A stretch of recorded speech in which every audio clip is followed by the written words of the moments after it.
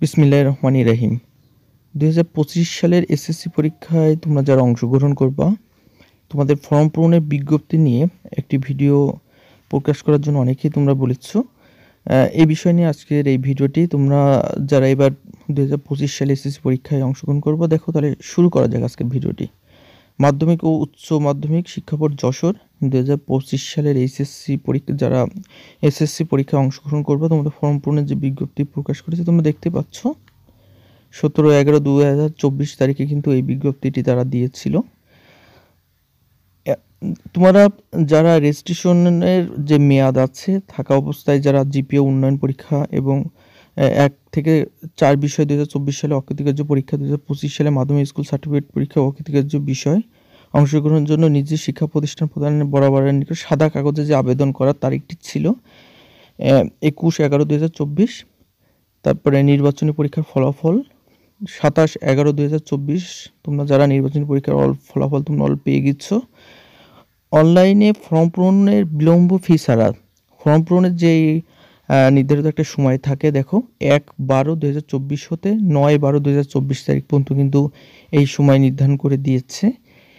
তোমরা যারা ফর্ম পূরণ কার্য সম্পন্ন করবা এই ১/১২/২০২৪ হতে ৯/১২/২০২৪ তারিখের ভিতরে তোমরা তোমাদের ফর্ম পূরণের কার্য বিলম্ব ফি ছাড়া কিন্তু সম্পন্ন করতে পারবা। এবং বিলম্ব ফি ছাড়া অনলাইনে যে ফি জমা দেওয়া লাগে সেটা হচ্ছে ১০/১২/২০২৪ তারিখ পর্যন্ত তারা সময় দিয়েছে। এবং বিলম্ব ফি সহ অনলাইনে ফর্ম পূরণ ১১/১২/২০২৪ হতে ১৪/১২/২০২৪ তারিখ পর্যন্ত কিন্তু তোমরা বিলম্ব ফি সহ অনলাইনে কিন্তু ফর্ম পূরণ করতে পারবা। যদি বিলম্ব ফি ছাড়া যদি তোমরা না করতে পারো তাহলে বিলম্ব ফি সহ এই করতে পারো। পরীক্ষা প্রতি ১০০ টাকা বিলম্ব ফি অনলাইনে ফি জমা দেওয়ার শেষ তারিখ ১৫/১২/২০২৪। যারা বিলম্ব ফি সহ যে এই টাকাটা জমা দিবা সেক্ষেত্রে তাদের ১৫/১২/২০২৪ তারিখের ভিতরে কিন্তু জমা দিতে হবে। এরপরে দেখো তোমাদের পরীক্ষার কোন কোন পত্রে কি খরচ সেই বিষয়ে এখানে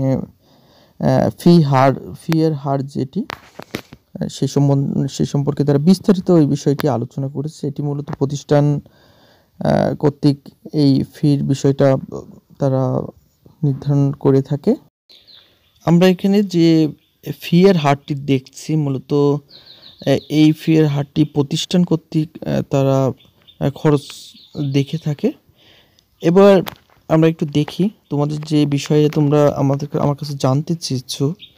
কেন্দ্র ফি এখানে দেখা যাচ্ছে যে ১ থেকে ৪ বিষয় অকৃতকার্য পরীক্ষার্থী সকল প্রকার পরীক্ষা যাদের ব্যবহারিক পরীক্ষা নেই পরীক্ষা প্রতি ৪০০ টাকা বিস্তারিত এখানে তারা দিয়ে দিয়েছে।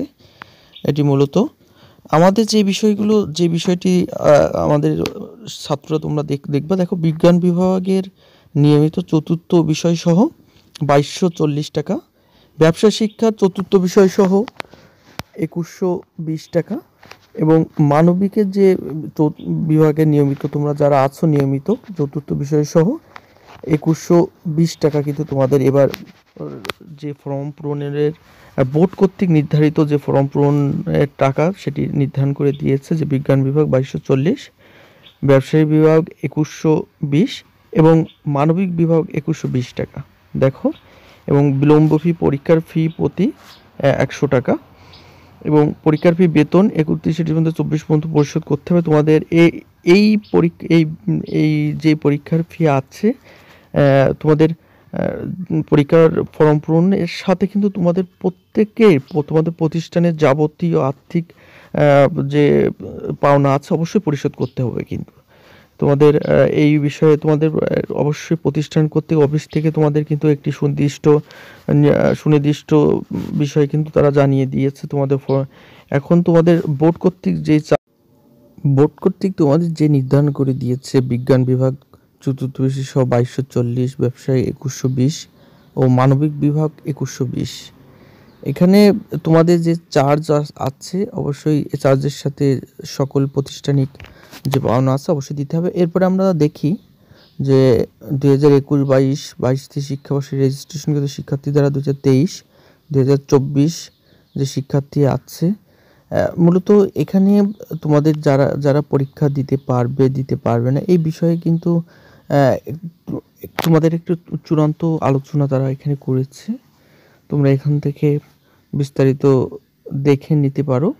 তোমরা দেখছো যে জিপিএ উন্নয়নের বিষয়ে কিন্তু তারা দিয়েছে যে যারা জিপিএ 5-এর কম পেয়েছো তারা জিপিএ মান উন্নয়ন দিতে পারবে। এবার চতুর্থ বিষয়ের সুবিধা সম্পর্কে তারা বিস্তারিত আলোচনা করেছে। দেখো 2021-22, 22-23 রেজিস্ট্রেশন পদ্ধতি, 2023-24 অংশগ্রহণ না করে থাকলে অনিয়মিত পরীক্ষার্থী হিসাবে চতুর্থ বিষয়ের সকল বিষয় পরীক্ষা দিতে হবে।